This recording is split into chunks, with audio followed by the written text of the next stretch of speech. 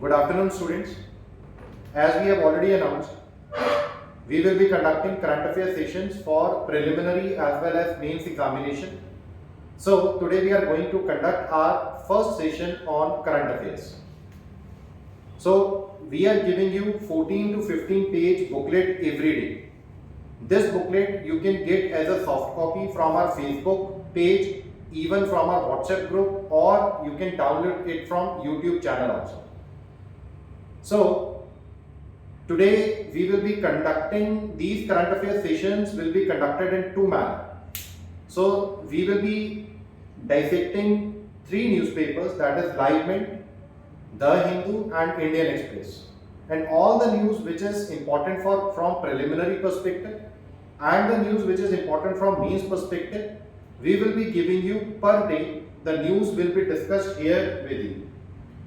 So first topic today we will discuss the SIPRI report. So what is the SIPRI report? So see, now this is a SIPRI report. So first we need to understand what is SIPRI. SIPRI is something which is known as Stockholm International Peace Research Institute. And how the question will come? The question can say, consider the following statement: SIPRI is a governmental organization. So you should know some basics about SIPRI. So what is SIPRI? SIPRI is a think tank. SIPRI is basically a private body. It is a private think tank. They collect data, they analyze data, and they give this data to the people. And they give reports on multiple things, such as they can give data to policymakers, they can give data to researchers, they can give data to media as well as to the interested public. Their main area of concern, they research into conflict, like they will research on Ukraine issue, they will research on Iran issue, they will research on armaments, which country is having how many arms in their stockpile. Okay, the arms are increasing or arms are decreasing. What is the trend in the trade of arms? See the statement arms control. How to control the arms? What are the multiple treaties which need to be focused to control arms? Disarmament. Disarmament is when country decides or when an organization decides to disarm them. Let's destroy the arms. So SIPRI collects the data, and this data is given to the multiple researchers, media, interested public, etc. So according to the SIPRI report, see, India remains the world's largest arms importer of the world. It means India is importing arms. According to this report, maximum of the India's arms import is coming from Russia. But nowadays, according to this report, the arms which we are procuring from Russia is decreasing. What could be the possible reason? We are diversifying our market. Earlier, India used to buy multiple arms from Russia, but now we want to buy arms from Australia, France, Denmark, United States, Canada, etc. At the second point, India is also having its own arms policy. According to the Make in India plan, our worthy Prime Minister, Mr. Narendra Modi, he is asking about the development of arms and ammunition right in India, so as to boost GDP, so as to boost employment in India. So see, India's import dropped by 11% between 2013 to 2022. And I have already discussed why there is a drop in your arms. Now the question is why there is a huge demand of arms, or why India is importing huge cache of arms from multiple countries. That is, see, now India is strategically vulnerable. India is surrounded by neighbors such as Pakistan and China. We are not having good relations with Pakistan as well as China, and hence to improve our military strength we need arms. Second is the surrounding in the countries which are surrounding India, they have internal conflicts. Like there is an internal conflict in Bangladesh, there is an internal conflict in Myanmar, there is an internal conflict in Pakistan. Hence, to improve our internal security, we need arms. Third is India is a country who is facing the grave threat of terrorism. So, to maintain or to secure our borders, to maintain the internal security, India is in need of what? Your arms. So, this is your SIPRI report. Now, coming to the next topic. So, next topic is insurgency in Manipur. So, according to the preliminary perspective, first you should understand the geographical location of Manipur. Where is this state Manipur? Which states is bordering Manipur? Now, from the main perspective, you must understand what is the meaning of insurgency. What is the difference between insurgency and terrorism? Insurgency is a phenomena where our security forces, they are fighting with their own people. This is what is insurgency. Now, recently Manipur government, they withdrew from suspension of operations. Manipur government signed multiple agreements with multiple insurgent groups, and recently they have withdrew from these operations. Now, what is the suspension of operation?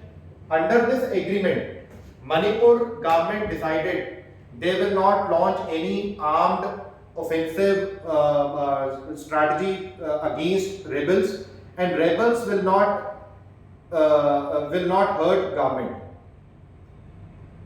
Rebels will keep their arms. They will keep their arms with government. It is like a peace treaty. It is like there is a ceasefire.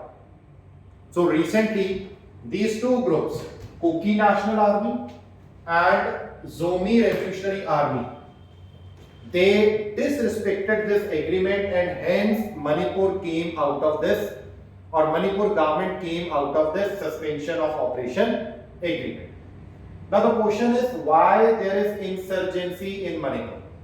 See, insurgency in Manipur is due to multiple reasons, such as number one, in 1891 there was an Anglo-Manipur war. So in this war, Britishers won. So when Britishers won, Manipur kingdom, it became the protectorate of Britishers. So when India got independence, Britishers handed over this Manipur to India. With this, multiple tribes of Manipur, such as Meitei, Kuki, they were not happy. They wanted their own country. So that is the foremost and the first reason of insurgency in Manipur. And despite that, Manipur is a hill state. In this hill state, there are multiple valleys and there are hills. These hills, these valleys, they are occupied by Meiteis. These hilltops, they are occupied by Nagas, and these are occupied by multiple tribes. So there is inter-tribal conflict also. To protect their own interest, they have formed their own groups, and hence everybody is fighting for their own rights. And after that, there is a huge incidence of corruption, malgovernance, underdevelopment, etc. And hence, this led to the armed insurgency in Manipur. So this was the news with respect to suspension of operations in Manipur. Now coming to the next topic. So coming to the next topic we have is water heritage sites of India. See, this is a program which is under development. So there is a Minister of State of Jal Shakti. They informed something about water heritage sites. So what are the water heritage sites? We will discuss in further discussions.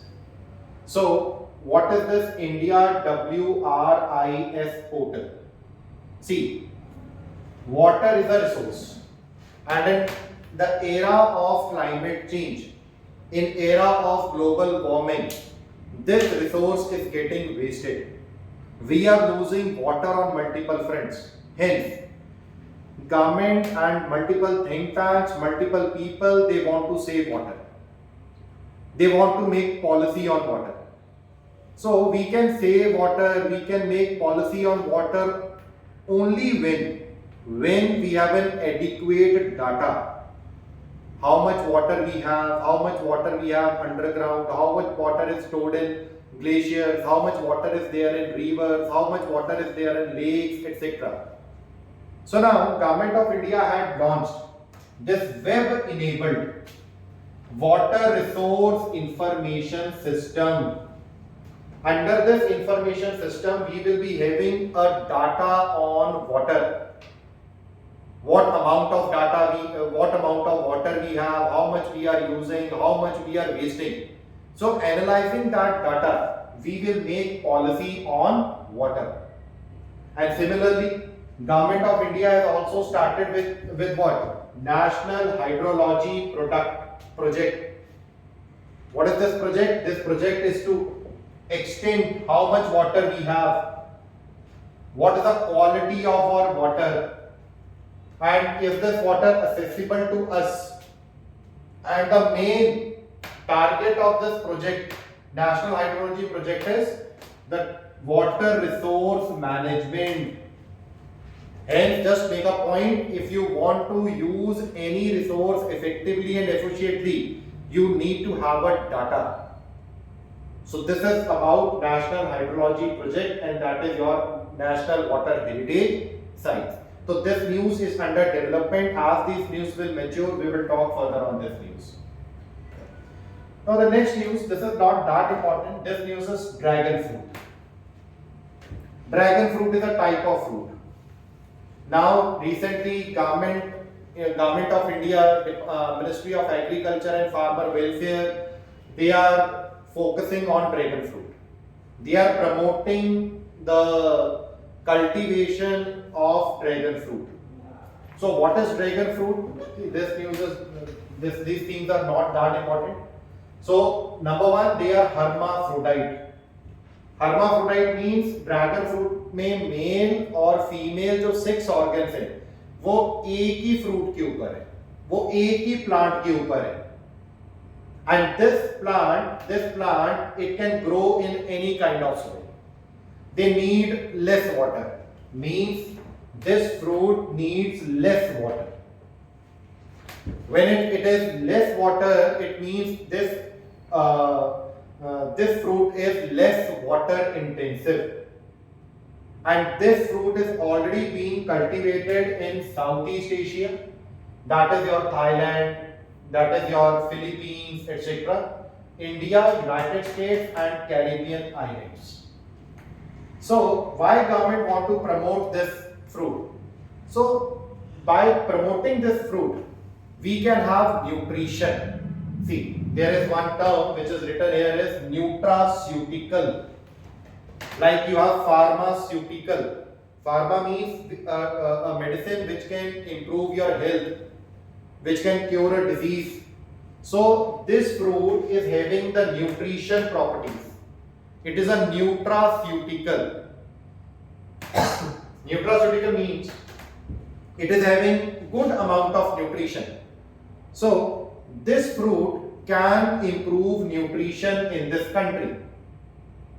So this fruit comes under this mission, Integrated Development of Horticulture. Today we are focusing only on agriculture. We are focusing only on rice, wheat. Now government has started a new program by the name Integrated Development of Horticulture. In horticulture, we will be focusing on fruits, vegetables, root and tubers, mushroom, spices, flowers, aromatic plants, etc. इससे क्या होगा? इससे farmer की income बढ़ेगी और जो Indian population है they will be getting these things in cheap prices. So this is the main agenda of what your integrated development of horticulture mission. Now coming to the next news. Next news is Doha. Next news is Doha political declaration.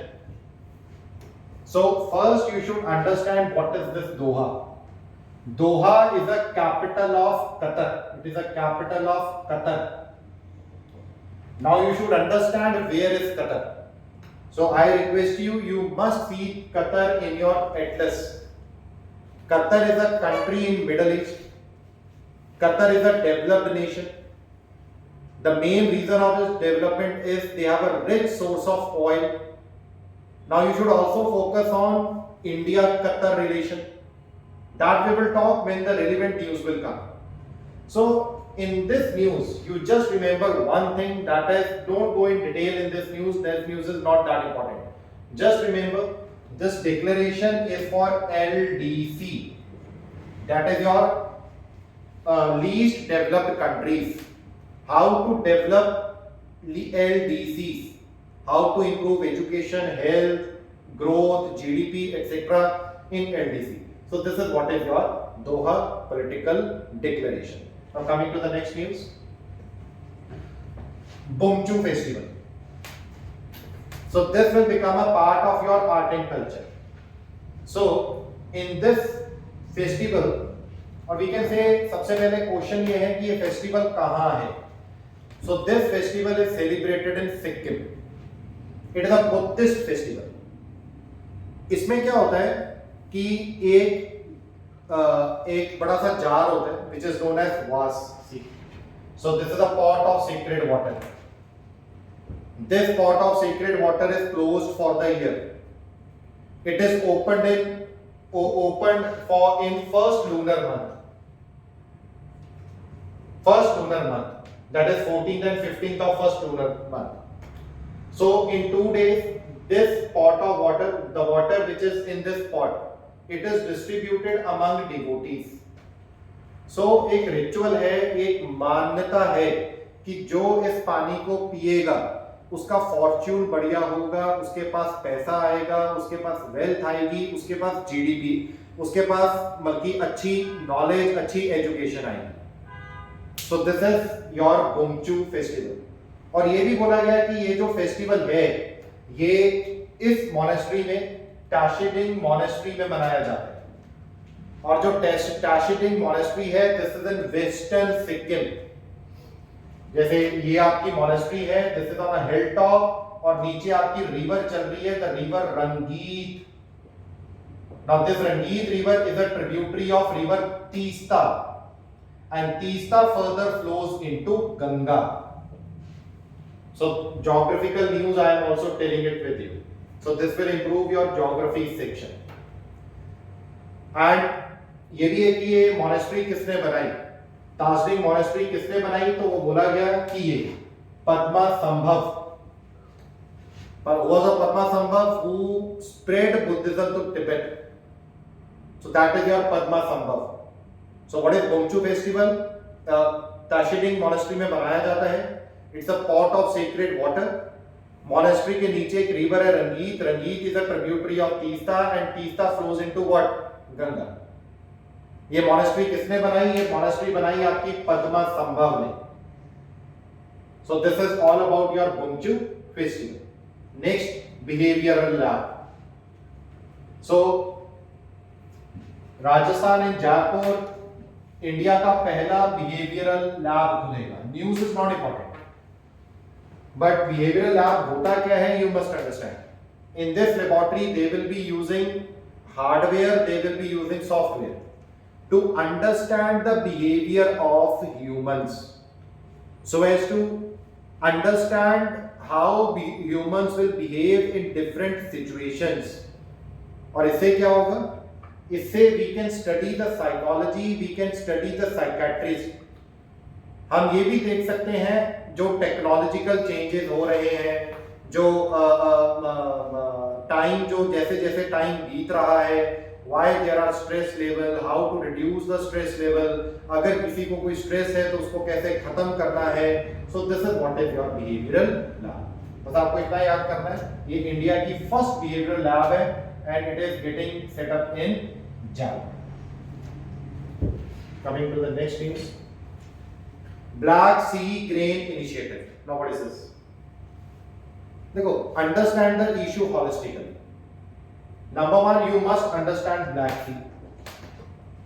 Black Sea is a part of Atlantic Ocean. You must understand the location of Black Sea.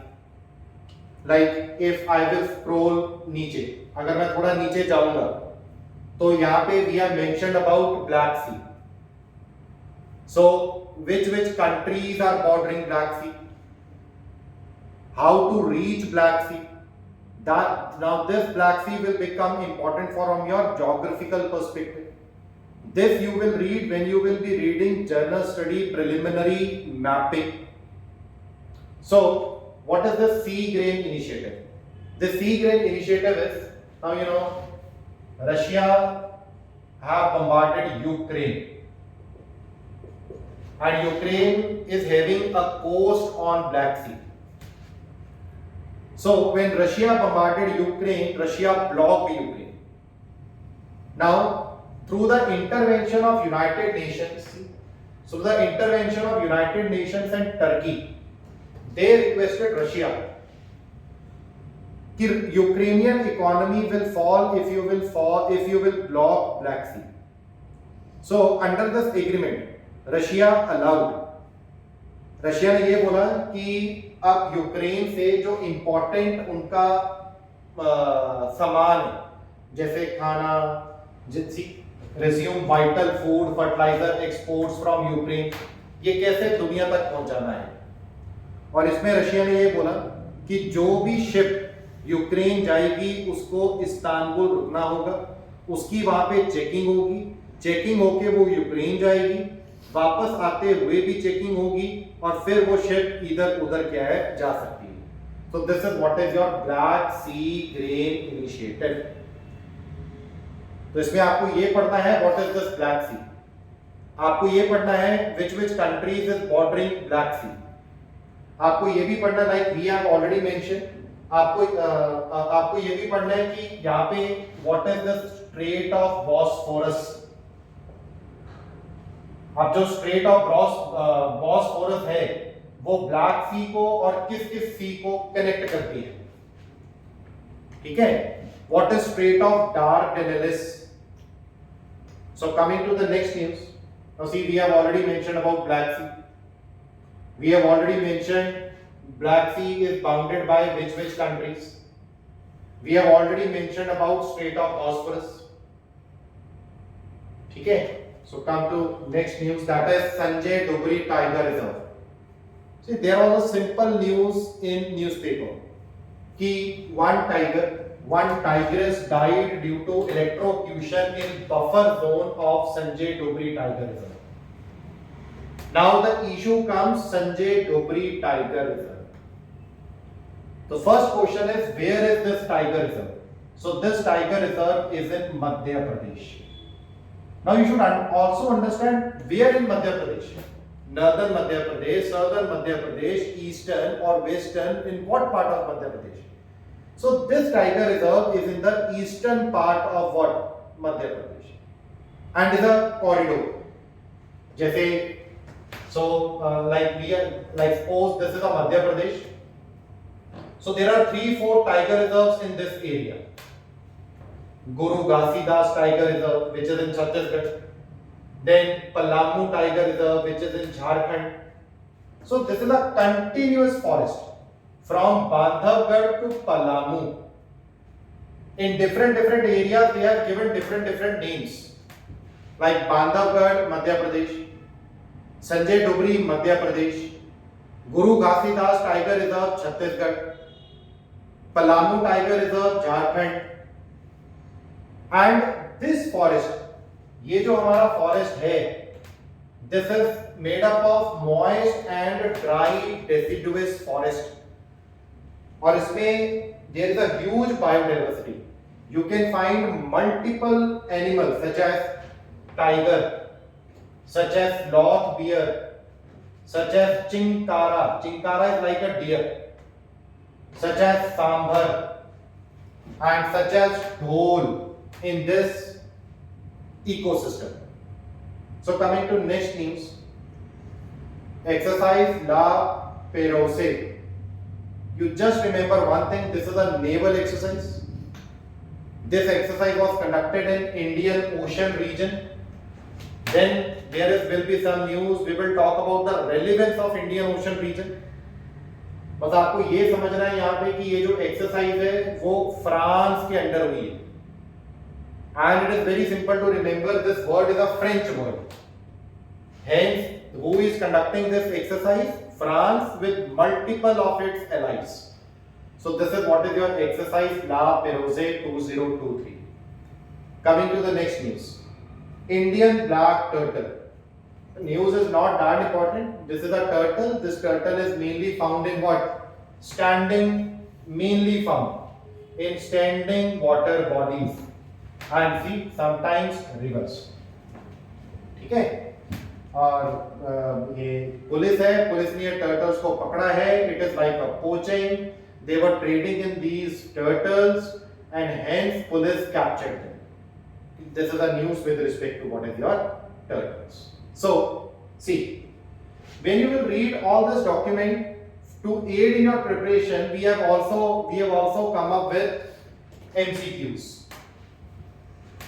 We have also come up with something called MCQs, multiple choice questions.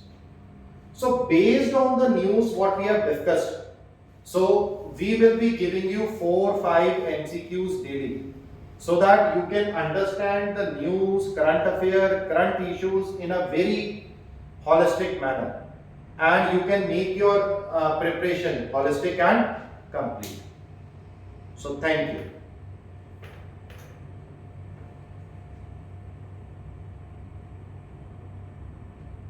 Thank you.